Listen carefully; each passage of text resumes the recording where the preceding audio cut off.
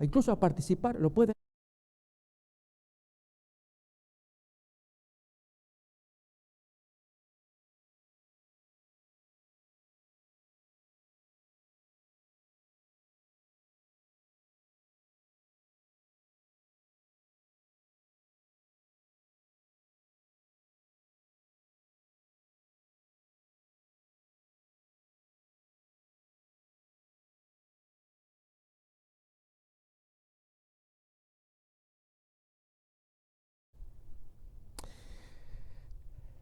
Queremos dar la bienvenida al Señor en el estudio de la palabra de hoy. Hoy va a ser un tema especial, la parte final del libro de Nehemías. Hay algunos quizás que pueda pensar, esa parte no me afecta mucho porque yo estoy bien casado. Hoy queremos hablar de las reformas sobre los matrimonios mixtos. Si bien vamos a hablar de matrimonios mixtos basado en la última parte de Nehemías, así completamos el estudio de Nehemías y sin embargo con ello no queremos decir que quedó agotado el estudio. Apenas empezamos. El libro da para mucho, desde muchas perspectivas, ver a este héroe de aquel tiempo, Nehemías. Sin embargo, este fenómeno de los matrimonios mixtos, es decir, que se ha bajado la guardia en la actual sociedad entre los cristianos, de relajarnos, de no dar importancia, especialmente papás cuando sus hijos están noviando en noviazgos mixtos, que luego terminan en matrimonios mixtos. O hermanos, hermanas, casaderos, que a la hora de buscar su pareja, como no encuentran nada en la iglesia, o si hay, sí puede ser, pero son horribles. Esos hermanos solteros son horribles. Las hermanas solteras, horribles. Pero en cambio voy afuera y sí, son las filisteas o los filisteos están muy bonitos. ¿Sí? Suele pasar ese comentario también. ¿Sí? Y entonces, cuando pensamos así y dejamos que el corazón se adelante al texto de la palabra, ¿por qué Dios enseña lo que enseña? Y que empecemos a modificar los gustos de nuestros ojos o de nuestros sentimientos, para que no tengamos esa actitud. Acordémonos que cuando Abraham pidió la ayuda de su criado Eliezer, que le buscara novia para su hijo de unos 40 años en aquel tiempo, Abraham le hizo hacer un juramento, pero este criado tan bien educado en el temor de Dios por su amo Abraham, cuando llegó al destino, la oración que hizo, los requerimientos que envió al cielo acerca de la muchacha que debía ser la futura esposa del hijo del amo soltero, realmente Dios bendijo, y creo que es una de las relaciones amorosas más preciosas que encontramos en la Biblia, el matrimonio de Isaac con Rebeca. Si bien los hijos hubo problemas, porque va a pasar siempre así. Hay matrimonios que pueden ser bellos, y los hijos como fruto pueden no siempre revelar el éxito como uno desearía. Pensemos en el caso de Manoa con su esposa, quienes recibieron instrucción directa de parte del ángel de cómo debía criar a ese hijo, a Sansón. Y sin embargo, Sansón, siendo ya grande, tomó decisiones totalmente alocadas. Y todo ello tenemos que tener presente, tanto padres como jóvenes casaderos, a la hora de escoger nuestro compañero o compañera para seguir nuestro destino. En el caso del tema que vamos a mirar, hermanos, vamos a ver base bíblica y un ejemplo bíblico, dramático, que pocas veces se lo estudia, de un personaje que por poco pierde la vida por causa de una presión de su cónyuge mixto. Si por algo Dios dice, hagan lo que yo les digo, esta persona, reitero, por poco pierde la vida por causa del estorbo de su cónyuge mixto. El cónyuge mixto tuvo que actuar y entonces allí el héroe de nuestra historia pudo salvar su vida. A ver si alguien recuerda por dónde va esa historia, que ya la vamos a estudiar. Pero ¿les parece, hermanos, que leamos la palabra de Dios? Dejemos que la Biblia nos enseñe. En este tema, reitero, que tiene que ver con malas elecciones, cuando el joven, la muchacha, escoge a alguien para unir su destino, casarse, pero también vamos a hablar de matrimonios, porque el principio de los matrimonios mixtos entra en los matrimonios mal avenidos. Yo tengo mi compañero o compañera cristiano como yo, y sin embargo mal avenido. ¿Qué diferencia hay entre un matrimonio cristiano mal avenido. ¿Por qué? Porque una de las partes tiene su corazón duro, porque se va a hacer lo que yo diga. Y después van a la iglesia ambos y son bellas personas. Pero durante la semana allí el corazón de uno y de otro. Hay casos así. Y sin embargo, este matrimonio cristiano se siente superior a este otro mixto. No va. Vamos entonces, hermanos, a leer Nehemías capítulo 3. Abrimos pues la palabra de Dios.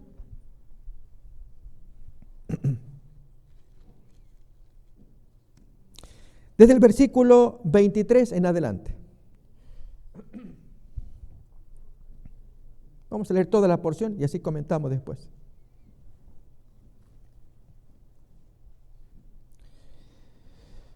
Vi asimismo en aquellos días a judíos que habían tomado mujeres de Asdod, amonitas y moabitas, y la mitad de sus hijos hablaban la lengua de Asdod porque no sabían hablar judaico, sino que hablaban conforme a la lengua de cada pueblo. Y reñí con ellos y los maldije y herí a algunos de ellos y les arranqué los cabellos y les hice jurar diciendo: no daréis vuestras hijas a sus hijos y no tomaréis de sus hijas para vuestros hijos ni para vosotros mismos. ¿No pecó por esto Salomón, rey de Israel? Bien que en muchas naciones no hubo rey como él, que era amado de su Dios. Y Dios lo había puesto por rey sobre todo Israel. Aún a él le hicieron pecar las mujeres extranjeras. Y obedeceremos a vosotros para cometer todo este mal tan grande de prevaricar contra nuestro Dios tomando mujeres extranjeras. Este concepto, hermanos, del versículo 27 debiéramos ponerlo en alto. Es un pecado grave. Reitero, hoy en algunas iglesias cristianas se relaja. No se le da importancia si el jovencito o la jovencita anda noviando. Debiéramos desanimar. Pastor, pero no estorbe la felicidad de los jóvenes. El muchacho anda entusiasmado con la chica que encontró allí en su escuela, lo que fuera. E incluso la chica está para bautizarse. Por supuesto, hermanos, todos queremos ganar a los jóvenes a la fe. Pero ¿por qué enganchar el corazón primero? Más bien, sin el corazón enganchado, hagamos todo el esfuerzo de enseñarle la Biblia, atraerlo y ganarlo para la causa de Cristo. Y luego entonces soltamos nuestro corazón. Porque hay casos de quienes se enganchan el corazón, también del otro lado se engancha el corazón y por esos corazones enganchados asumen compromisos como: ok, voy a estudiar la Biblia, ok, me voy a bautizar, ok, acepto ser de tu religión. Para pasar después, ¿qué cosa? Amargura. Muchas veces. Y es que llegado el compromiso del matrimonio, están unidos ambos, una de las dos partes no está convertido. Puede pasar, puede no pasar, pero estamos arriesgando demasiado con algo que Dios ordenó. Es un gran mal que la persona, ya vamos a mirar después los textos, abrace la fe, abrace a Cristo primeramente, se enamore del Señor, que tema al Señor, y entonces ambos, bajo el temor de Dios, hagan su camino, enamórense, sean felices. Continúo. 28. Y uno de los hijos de Joiada, hijo del sumo sacerdote Eliasib, era yerno de Sanbalat horonita, gran enemigo de Nehemías. ¿Quién? El nieto de Eliezer. Al ser nieto del sumo sacerdote, no se da el nombre acá, este nieto, pregunto, ¿era sacerdote? Claro, era familia sacerdotal. Del sumo sacerdote Eliasib pasa al siguiente, que es Joiada, sacerdote. El hijo, sacerdote, el nieto. Y ese se casa, acá dice, era yerno de Sanbalat horonita, ese nieto, casado con la hija del enemigo de un extranjero. Notemos, estamos hablando de familia sacerdotal, que no les importa conocer o practicar la palabra de Dios. Gravísimo. ¿Qué hizo Nehemías? Por lo tanto, lo ahuyenté de mí. Acuérdate de ellos, Dios mío, contra los que contaminan el sacerdocio y el pacto del sacerdocio y de los levitas. Los limpié, pues, de todo extranjero, y puse a los sacerdotes y levitas por sus grupos, a cada uno en su servicio, y para la ofrenda de la leña en los tiempos señalados, y para las primicias. Acuérdate de mí, Dios mío, para bien. Nehemías es un hombre sensible. Él hacía la obra de Dios como sentía en su corazón, todas las reformas necesarias, pero esta partecita también es emotiva. Señor, acuérdate. Hermanos, tengamos presente esto. Dios conoce nuestro corazón para que oremos de esa manera. Dios, yo tengo situaciones, te pido que te acuerdes, pero hagamos la tarea. Dios se va a acordar de nuestra situación dramática, pero si contribuimos a avanzar la causa. Y en este caso, hermanos, ser positivamente un estorbo para las parejas que se forman mixtas. Las que están constituidas mixtas, vamos a hablar. Estoy hablando de quienes están planeando. Como cuenta Éxodo capítulo 34, ¿qué problema hay con las parejas mixtas? Leamos pues. Éxodo capítulo 34, desde el versículo 11 en adelante.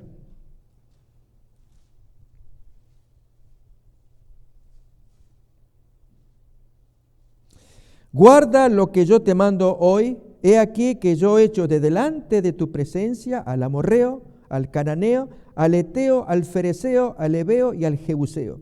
Guárdate de hacer alianza con los moradores de la tierra donde has de entrar, para que no sean tropezadero en medio de ti. Mis hermanos, Dios quiere que caminemos rectos, pero si por una mala elección vamos a andar de tropiezo en tropiezo, luego decirle a Dios, Señor, ¿pero por qué me pasa esto? No, estamos cosechando el fruto de nuestras malas elecciones, que no sean tropiezo. Yo quiero darte un camino recto, lindo, limpio, pero te escoges a alguien, como vamos a ver el caso, hermano. Reitero, ya vamos a ver en la ilustración una historia bíblica de alguien que casi pierde la vida por causa del estorbo de su pareja mixta. Tuvo que intervenir la pareja mixta para que se salve esta persona que por poco pierde la vida. Y alguien vaya pensando, ¿dónde está esa historia? Eso prueba lo que estamos leyendo acá. Dios sabe por qué lo dice. Bien, avanza la historia. Derribaréis sus altares. Noten que esto es lo opuesto de hacer pacto con esa gente, de casarnos con esa gente. Al revés, es derribar sus altares, quebrar sus estatuas y cortar sus imágenes de acera. Porque no te has de inclinar a ningún otro Dios, pues Jehová, cuyo nombre es celoso, Dios celoso es. Por lo tanto, no harás alianza con los moradores de aquella tierra, porque fornicarán en pos de sus dioses y ofrecerán sacrificios a sus dioses y te invitarán y comerás de sus sacrificios. Hubo alguien, hermanos, que hizo esto. A ver si se acuerdan. Uno de los 12 hijos de Jacob. Si me disculpan, yo uso una palabra. Lo que hizo fue repugnante. Pero es un santo personaje. Dios le perdonó, seguramente, hermano.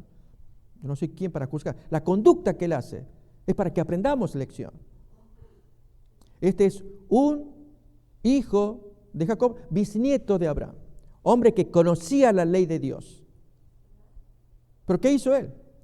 Vio una hermosa mujer cananea. A ver si alguien ubica la historia. Hermosísima era, porque son hermosas. Nadie va a negar, efectivamente.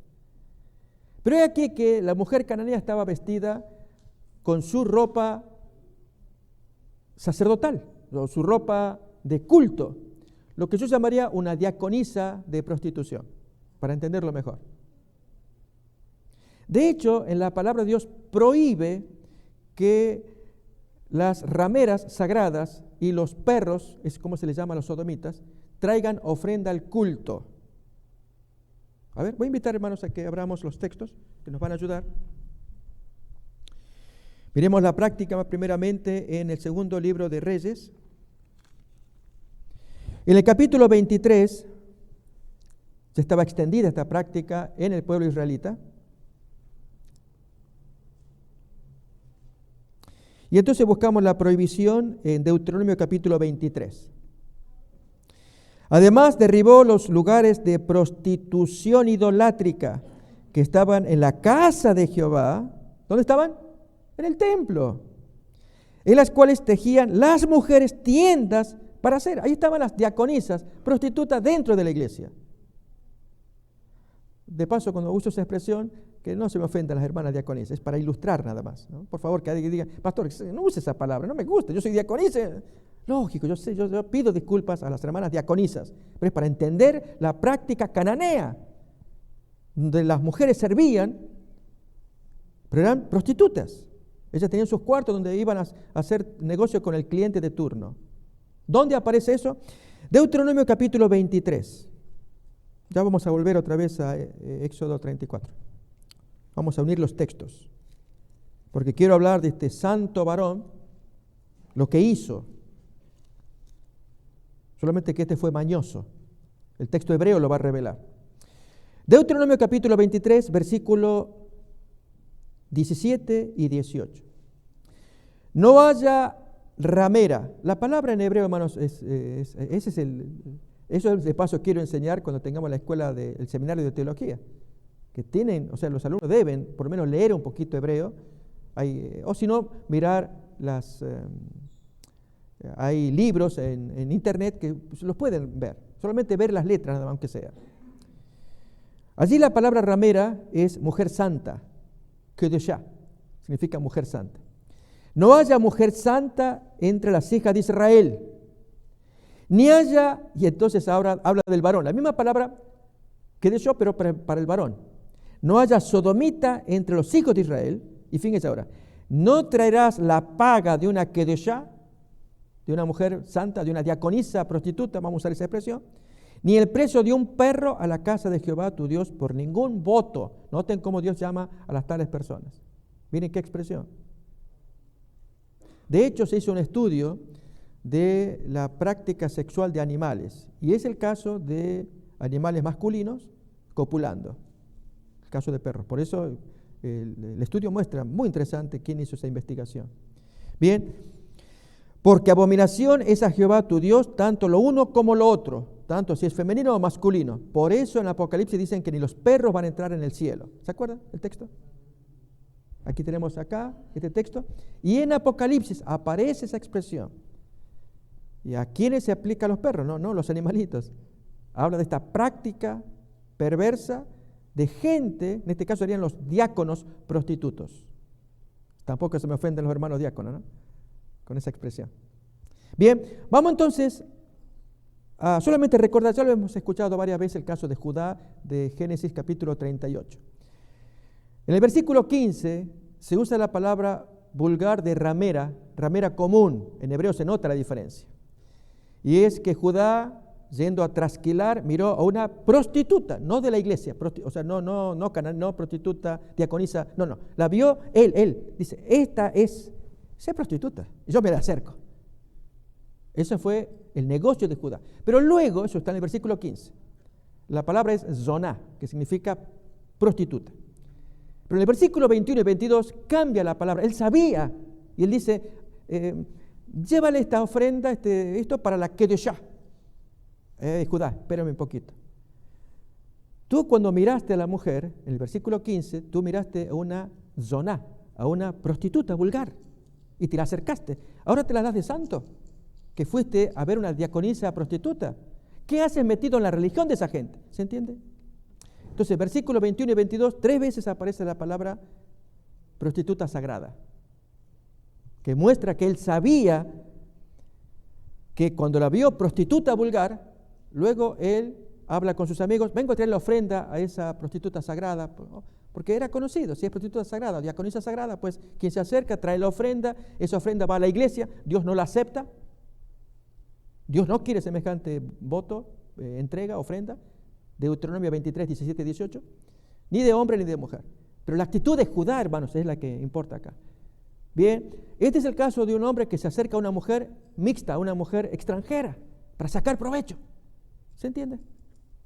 Reitero, hermanos, versículo 15, versículo 21 y 22. En esos 3 versículos, 4 veces aparece la palabra ramera. Solamente que en el 15, en el primero, es cuando Judá mira a una mujer prostituta, vulgar. Pero en el 21-22 él hace diferencia, como que sabe, yo quiero dar la ofrenda a esa diaconisa sagrada para que todos vean que en un ambiente cananeo, él pasa como un cananeo más, se sirve del servicio, da la ofrenda, ya tuvo el servicio, y es normal entre los cananeos. Pero la actitud de él. Bien, hermanos, ¿cómo ve Dios las cosas? Otra vez, Éxodo capítulo 34, versículo 15. Por tanto, no harás alianza con los moradores de aquella tierra, porque fornicarán en pos de sus dioses y ofrecerán sacrificios a sus dioses. Esto hacían las diaconisas prostitutas. Y te invitarán y comerás de sus sacrificios, o tomando de sus hijas para tus hijos, y fornicando sus hijas en pos de sus dioses, harán fornicar también a tu hijo en pos de los dioses de esas muchachas. Miren más todavía en Deuteronomio capítulo 7. Desde el versículo 1. Muy parecido con algunos detalles adicionales. Cuando Jehová tu Dios te haya introducido en la tierra en la cual entrarás para tomarla, y haya echado de delante de ti a muchas naciones, al Eteo, al Gergeseo, al Amorreo, al Cananeo, al Fereceo, al Heveo y al Jebuseo, 7 naciones mayores y más poderosas que tú, y Jehová tu Dios las haya entregado delante de ti y las hayas derrotado, las destruirás del todo. No harás con ellas alianza ni tendrás de ellas misericordia. ¿Por qué, hermanos? Acordémonos que Dios tiene su tiempo de misericordia. Se lo había dicho a Abraham cuando hicieron pacto y Abraham se durmió, si nos acordamos de esa porción. Y entonces allí Dios se le revela. Le dice, la maldad del amorreo no llegó al colmo hasta la 4ª generación. Dios tuvo paciencia. Acordémonos de Belsasar en Daniel 5. Se agotó la paciencia y aparece escrita la sentencia allí en lo encalado de la pared contra Belsasar. Es decir, Dios sabe hasta cuándo va a aguantar. De allí la influencia de Abraham, un hombre santo que fue conocido por todo el mundo. Y lo veían como un príncipe de Dios, como él progresaba con sus negocios, un hombre maravilloso. Y en buena medida, gracias a la influencia de Abraham, el juicio de Dios se detenía contra esta gente perversa practicando lo que ellos hacían. Hasta que finalmente viene el momento de la sentencia, y es por medio de Moisés, y luego culmina con Josué, destruir a toda esa gente. Así como el fuego de Sodoma y Gomorra cayó sobre esa población, la espada de Dios cayó sobre esta otra población, espada de Dios por medio de los israelitas. Era juicio de Dios. Pero miren que en lugar de aplicar la sentencia, uno hace como Judá, mezclarse, porque me gusta y para colmo después lo justifica. Yo me metí en un culto de esa gente. No. ¿A alguien le interesaría a los varones conocer el culto de los hijos de Dios? De Moisés Berg, la familia de Dios se llama también, tiene varios nombres. Es un culto donde se practica fornicación. No sé si a alguien le interesa conocer. Hermanos, ¿por qué? ¿A quién? ¿Por qué? ¿Se entiende? No hay atractivo para quien teme a Dios y quiere obedecerle. Por eso el contraste con Judá. ¿Qué dice Dios? Destruye sus estatuas, destruye todo. Yo te doy la orden, ya llegó la sentencia para esa gente. Si uno no lo hace, es como que el fuego de Sodoma y Gomorra se detiene y tiene compasión y no. Yo doy la orden, tú destruyes. Le da la orden al fuego. Aquí la orden a una espada viviente, el pueblo de Moisés. Bien, miremos cómo sigue la historia. Versículo 3. Y no emparentarás con ellas, no darás tu hija a su hijo, ni tomarás a su hija para tu hijo, porque desviará a tu hijo en pos de mí, y servirás a dioses ajenos. Y el furor de Jehová se encenderá sobre vosotros y te destruirá pronto.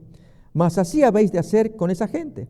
Sus altares destruiréis y quebraréis sus estatuas y destruiréis sus imágenes de acera y quemaréis sus esculturas en el fuego, porque por causa de esas estatuas inventan cultos, entre ellos lo de la diaconisa prostituta, o el diácono prostituto, era el equivalente, femenino o masculino. Se va, hermanos, entendiendo por qué Dios no quiere que uno se acerque a estas prácticas pecaminosas que ofenden a la ley de Dios. Bien, el asunto es cuando miramos prácticas mixtas o con gente mixta, pero el fenómeno se da también con gente cristiana, gente afín a nosotros, pero tiene casi la misma estructura psicológica que esta otra gente rebelde. De eso queremos hablar también. Pero antes, hermanos, de meternos a este segundo punto, déjeme todavía avanzar con este de acá. Era tan grave a la vista de Dios que un hijo que recibió la orden, que escuche el temor de Dios, Dios lo enseñó así, que Dios tenía que castigar. Miremos esa orden que aparece en Deuteronomio capítulo 6.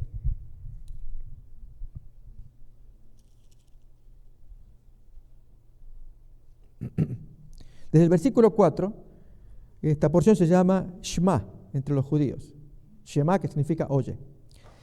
Oye Israel, Jehová nuestro Dios, Jehová uno es. Y amarás a Jehová tu Dios de todo tu corazón y de toda tu alma y con todas tus fuerzas. Y estas palabras que yo te mando hoy estarán sobre tu corazón y las repetirás a tus hijos y hablarás de ellas estando en tu casa y andando por el camino, al acostarte, cuando te levantes. Las atarás como una señal en tu mano y estarán como frontales entre tus ojos. Y las escribirás en los postes de tu casa y en tus puertas. O sea, todos los mandatos de Dios, te pido que los pongas por escrito. Y hay gente, hermanos, que lo hace literalmente, con un cuadritos, o a veces en nuestros equipos, celulares, computadoras, en nuestros hogares. También hay gente bonito, porque dice, yo quiero que recordemos el mandamiento. A veces cuando estamos viajando, hay quien pone música, y entre poner música, pone música que le recuerde la voluntad de Dios. Música cristiana. Todo lo que nos haga recordar nuestro compromiso de obediencia para con Dios. Eso es lo que Dios quiere, es lo que nos está poniendo acá. A tal punto que a Abraham se le llama amigo de Dios porque él entiende esto y ya lo había puesto en práctica antes de que apareciera la ley. Nos lo cuenta Génesis capítulo 18. Antes de que se pronuncie el Shema, de que se dé esta orden de Deuteronomio 6, Abraham ya lo ponía en práctica. Génesis capítulo 18, leemos desde el versículo 17 en adelante. Y Jehová dijo, ¿encubriré yo a Abraham lo que voy a hacer con Sodoma y Gomorra? Habiendo de ser Abraham una nación grande y fuerte, y habiendo de ser benditas en él todas las naciones de la tierra, porque yo sé que mandará a sus hijos y a su casa después de sí, que guarden el camino de Jehová, haciendo justicia y juicio, para que haga venir Jehová sobre Abraham lo que ha hablado acerca de él. Preciosísimas palabras. Yo sé quién es ese hombre que va a enseñar a su familia y después de su familia que guarden el mandamiento de Jehová. Hermanos, Dios está buscando este tipo de gente. Pero en el tiempo de Nehemías, miremos el desorden que había, como nos lo cuenta, y la razón también, en el capítulo 13 nuevamente, del libro de Nehemías. ¿Por qué el enojo del gobernador? Versículos 23 y 24 del capítulo 13. Vi asimismo en aquellos días a judíos que habían tomado mujeres de Asdod, amonitas y moabitas, y la mitad de sus hijos hablaban la lengua extranjera, porque no sabían hablar hebreo, sino que hablaban conforme a la lengua de cada pueblo. Y es terrible que allí el papá no dé importancia a que ese hijo que no lo entiende en hebreo, él va a dar el mandamiento en hebreo, no lo va a dar en otra lengua. La Biblia estaba escrita en hebreo. Y ese chico que hablaba moabita, asdodita, pero no entiende hebreo, ¿qué mandamiento va a escuchar y aprender? ¿Qué mandamiento obedecer? Y entonces se corta allí con ese hijo y su descendencia posteriormente el conocimiento de Jehová. Y Nehemías entendió claramente, si hay este problema, eso tiene que desaparecer. De allí la violencia con la que él actuó. Si Dios está enseñando en Deuteronomio 6, hagan correr la palabra, enséñenla cuando se levanten, cuando se acuesten, peguen en las paredes. Y este padre, por el contrario, judío, ve que su hijo no le entiende hebreo. Y él habla en su idioma. Ese hijo ya se perdió, porque no va a leer la Biblia.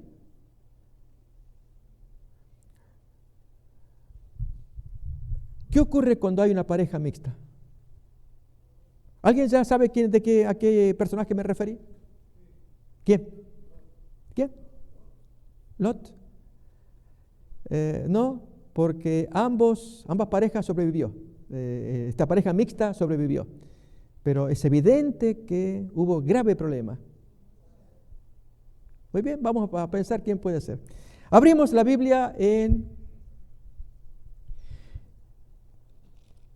Números capítulo 12. Allí por lo menos se nos va a dar el origen de la dama en cuestión. Capítulo 12, primer versículo.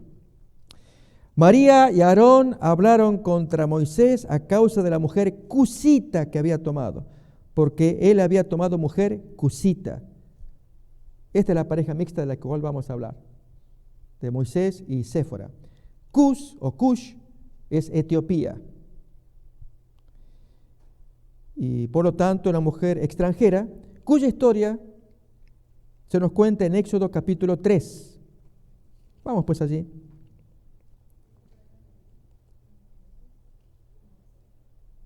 El capítulo 2 de Éxodo.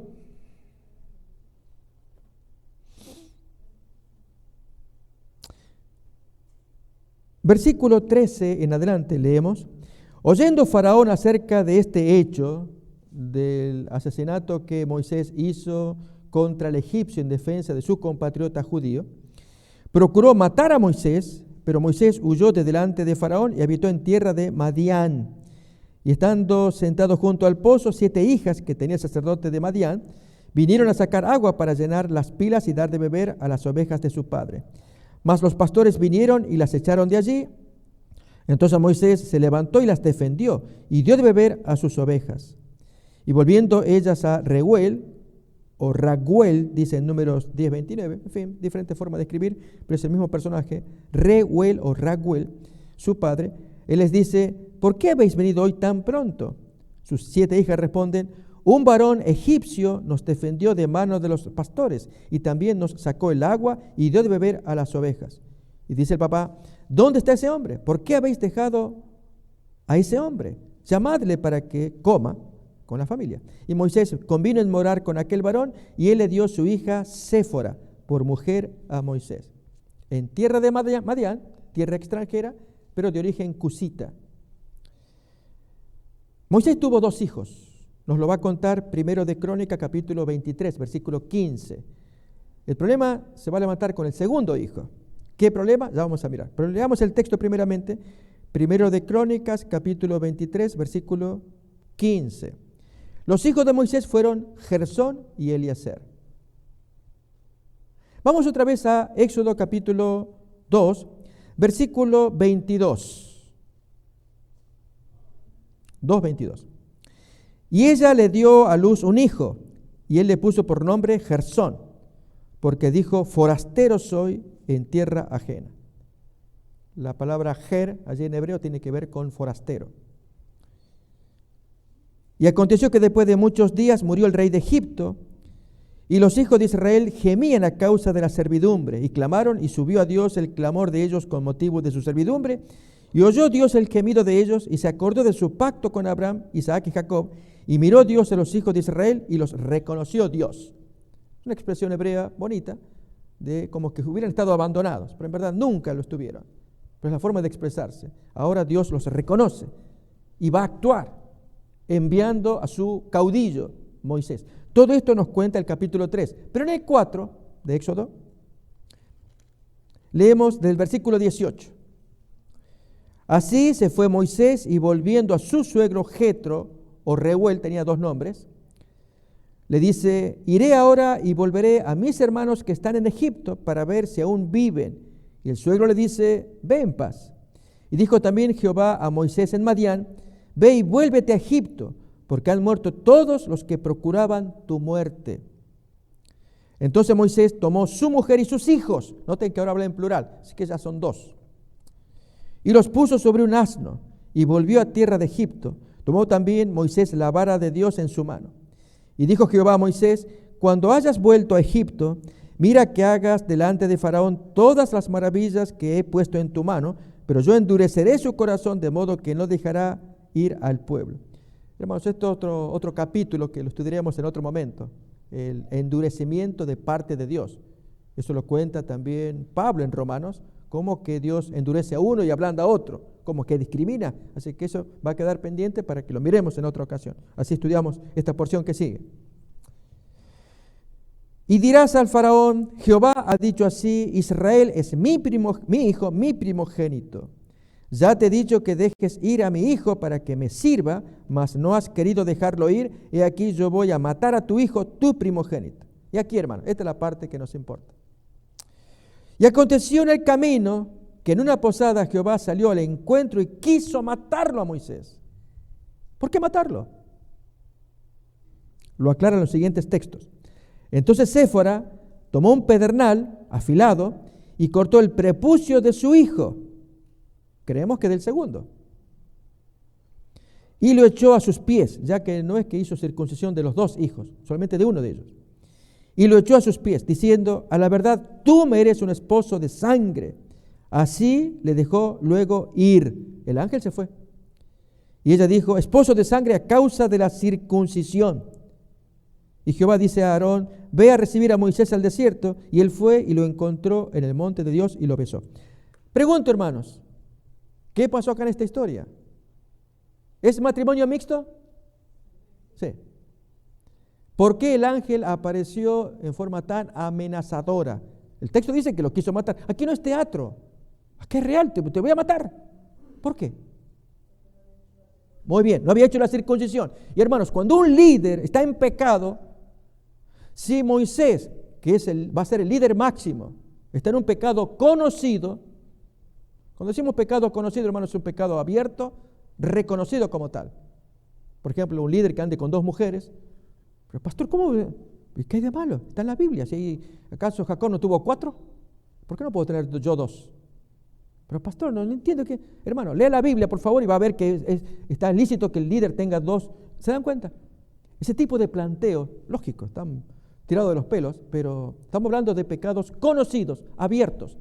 En el caso de Moisés tiene al menos un hijo incircunciso, porque Séfora no circuncidó a los 2, solamente a uno. Por lo tanto, creemos que el segundo, que el primero lo aceptó de mala gana, porque era extranjera. El segundo, pues, hubo que hacerlo a fuerzas. Ahora, si el líder, hermanos, él tiene que predicar la palabra de Dios, pero no está cumpliendo, ¿cómo va a predicar que se circunciden cuando tú no circuncidas a tu hijo? ¿Se entiende?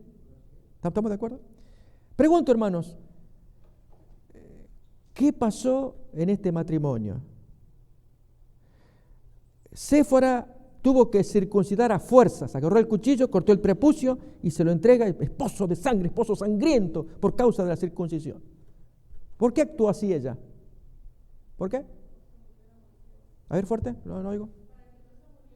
Lógico, para que no se muriera Moisés, pero ¿qué había pasado? No lo había circuncidado. ¿Por qué? ¿Por qué? Ok, están ellos oyendo, pero no oyen acá, así que a ver, hablen rápido y al punto. ¿Por qué pasó este problema?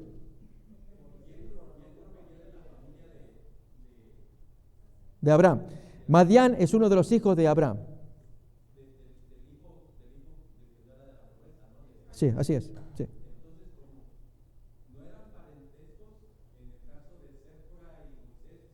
Sí. Sí, Madián es descendiente de Abraham por medio de Ismael. Pero aquí había un problema. Y aún siendo descendiente, no significa que apoye la circuncisión.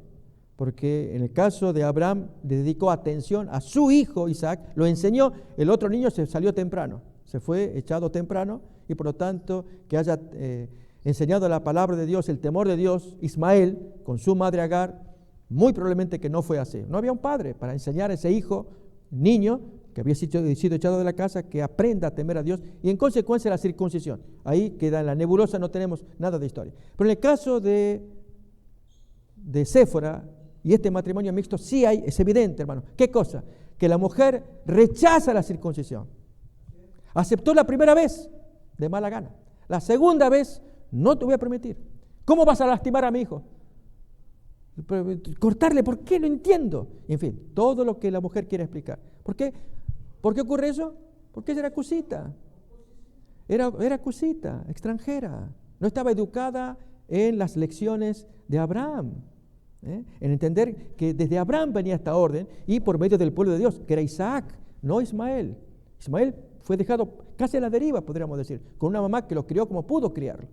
Pero acá era la instrucción y entonces se enseñaba. ¿Y qué otro asunto hay con Moisés? No fue fuerte. No prevaleció su voluntad de esposo, columna de la casa.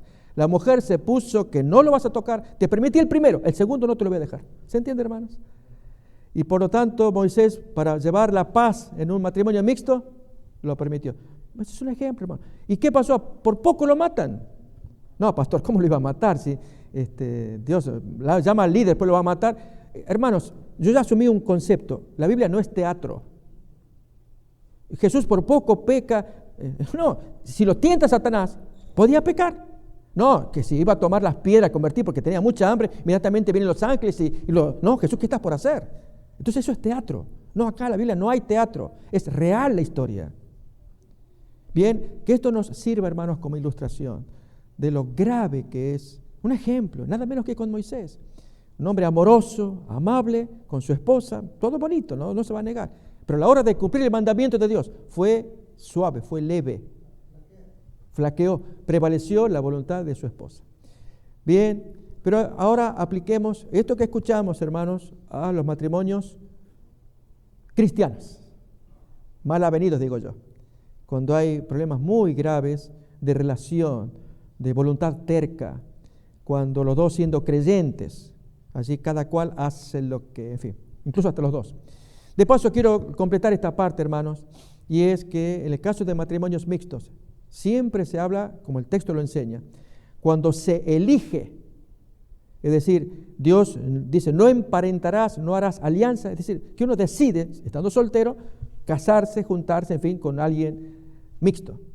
Pero es diferente de cuando el Evangelio llegó a un matrimonio y entonces dio luz a uno, el otro no acepta y se convierte en pareja mixta, pero no se refiere allí.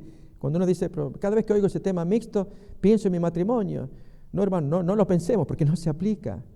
Allí vivimos, se aplica el texto que aparece, voy a invitarles, en 1 Corintios 7. ¿Qué ocurre cuando el creyente recibe luz y el incrédulo no? Y entonces el creyente tiene una tarea. ¿Cuál es? Santificar a su cónyuge incrédulo. Leemos capítulo 7 de 1 Corintios, versículo 10 en adelante. Pero los que están unidos en matrimonio, mando, no yo, sino el Señor, que la mujer no se separe del marido, y si se separa, quédese sin casar o reconcíliese con su marido, y que el marido no abandone a su mujer. A los demás, yo digo, no el Señor, si algún hermano tiene mujer que no sea creyente, y ella consiente en vivir con él, no la abandone. Y si una mujer tiene marido que no sea creyente, y él consiente en aceptar esa fe de la esposa, que entonces ella no lo abandone. Porque el marido incrédulo es santificado en la mujer, y la mujer incrédula es santificada en el marido. De otra manera, vuestros hijos serían inmundos, mientras que ahora son santos, gracias a que están conviviendo. Uno tiene la luz, a ver si gana el otro que no la tiene. Y entonces allí, con ese esfuerzo, pero muy diferente a la decisión de elegir pareja mixta. ¿Se entiende esto, verdad? La palabra de Dios es clara. Bien, vamos entonces a este tema de los matrimonios mal avenidos. Abrimos Hebreos capítulo 13, versículo 4.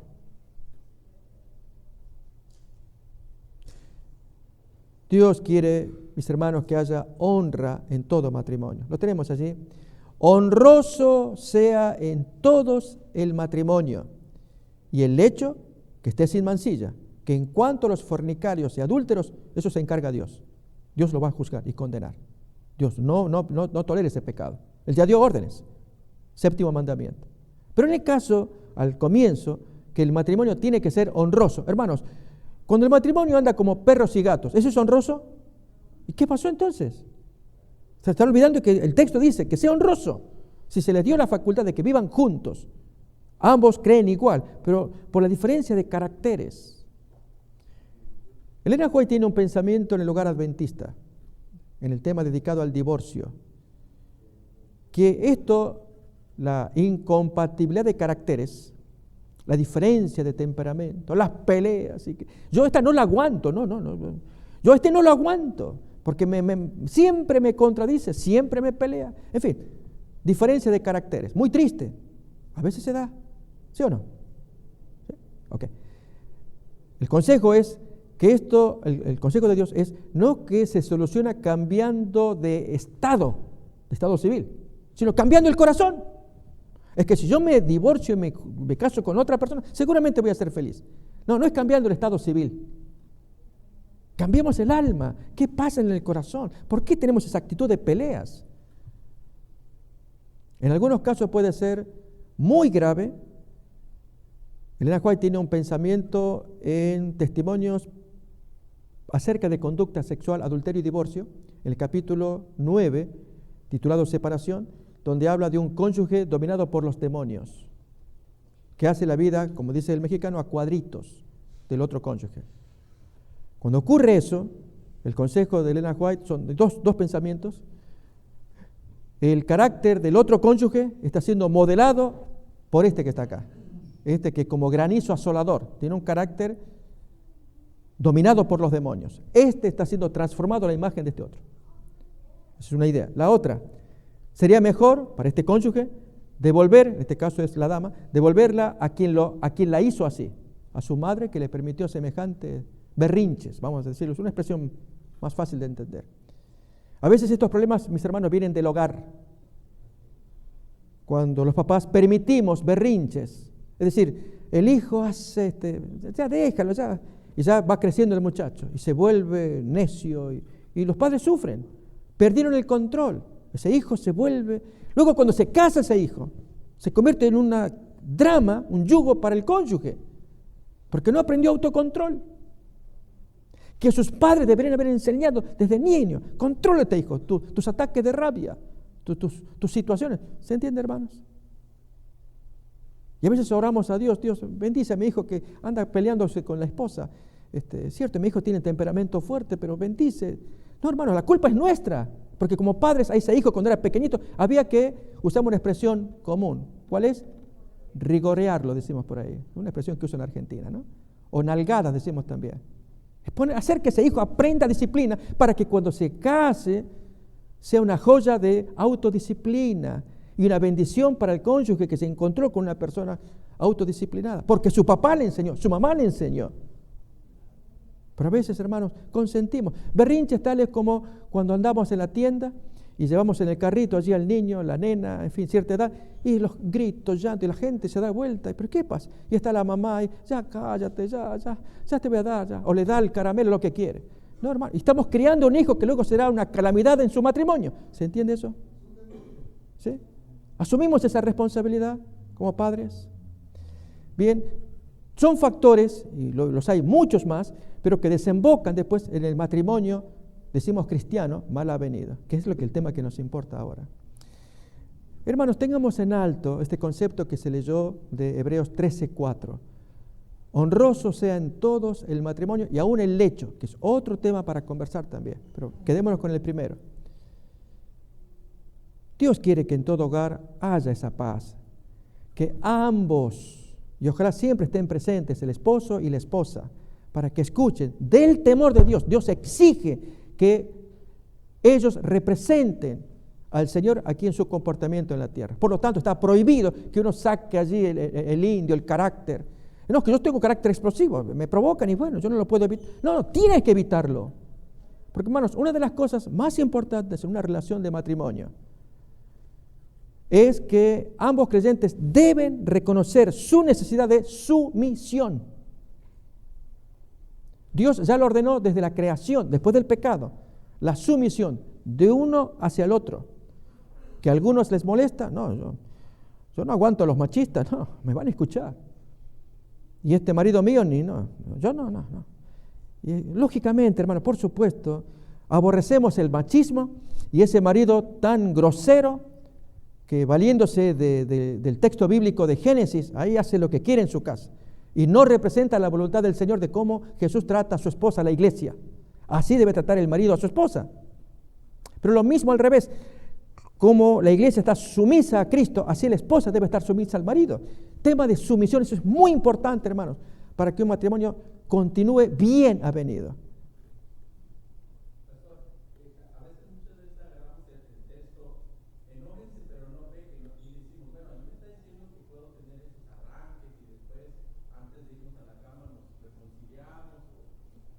Ok, lógicamente, ya que nos quedan minutos, en la próxima vamos a poner micrófono para que los hermanos puedan expresarse también, así pueden escuchar los amigos en la distancia. Efectivamente hay textos cuando dice, airaos pero no pequéis, se nos dice así. Tratemos de no confundirnos, el texto lo aplicamos a veces en nuestros hogares. Yo me airo, pero bueno, voy a tratar de no pecar y entonces en la noche ahí me reconcilio con mi Señor, hay momentos agradables de reconciliación. Hermanos, el caso de la ira que tuvo Nehemías o de la que tuvo el Señor, ahí no se comete pecado. De hecho, hermanos, la ira que se levanta cuando se viola el mandamiento de Dios y produce indignación, esa ira, Dios quiere que nos molestemos. ¿No pasó esto en 1 de Corintios capítulo 5, cuando la iglesia estaba dormida, viendo qué cosa? Y que Pablo tuvo que actuar a distancia, viendo a un miembro de iglesia de la mano de la madrastra, la mujer del padre, pecado que ni entre los gentiles lo practican. Y en la iglesia de ustedes, ahí se pasea el Señor allí, el hijo y el papá por ahí, no sé, ¿dónde estaría? Y la mujer de ambos. ¿Qué es eso? Y uno no se indigna. Pablo se indignó. Échenlo a ese fulano. La iglesia no. O sea, hay momentos de indignación, si esa es la expresión más adecuada para la ira, pero no pequéis. No perder el control. En cambio, otro tipo de ira que no tenga que ver con la ley o la voluntad de Dios. Problemas nuestros. Que nos peleamos porque me contradice, me levanta la voz. No. Está prohibido. Dios pide sumisión. Así fue Cristo, así tenemos que ser nosotros. Jesús sufrió toda suerte de provocación. Recordemos el juicio que Él tuvo, tan injusto. Y jamás se le escapó nada. La dulzura de persona. ¿Por qué no ser nosotros así? Hermanos, estamos trayendo tal vez un aspecto de lo que tiene que ver con matrimonios mal avenidos. Estamos hablando de matrimonios cristianos. Y es la falta de autocontrol de los muchos asuntos que tenemos acá. Además de la impaciencia, la incomprensión, la intolerancia, el desinterés, la falta de comunicación, varios aspectos. Pero eso hace que tanto el matrimonio mixto por este lado, de alguien no creyente, que esperamos cualquier cosa del no creyente, porque no tiene temor de Dios, no hizo pacto ni conoce al Señor. Y yo que conozco al Señor me meto en esa relación, me ato. Y en este caso que sí conocen ambos, pero no practican lo que Dios pide que se practiquen. Y ambos traen tanta tristeza mutua y deshonra porque la gente después los mira. Mis hermanos, deberíamos tomar un paso adelante como lo hizo Nehemías. En el caso de los que estamos aquí, hermanos de iglesia y amigos que están escuchando a la distancia, seguramente en los más de los casos el tema del matrimonio mal avenido, vamos a llamarlo de esa manera, o matrimonio en conflictos también, es el más común.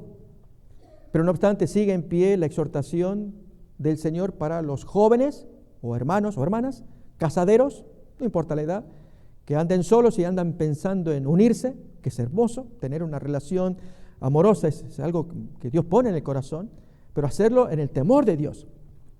Pero en el caso del matrimonio en conflicto, mal avenido, hermanos, Dios quiere que le honremos a Él.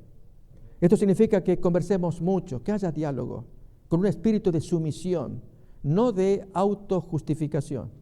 Pastor, yo soy así, es cierto, soy polvorita, no lo voy a negar, pero Él me provoca. Y estamos allí siempre, hermano, en el otro. Y que si Él se porta mejor, yo seguro voy a... Pero él promete y nunca cumple. Pastor, ¿qué espera? ¿Que yo sea felpudo para que me pase por encima? Cosas así.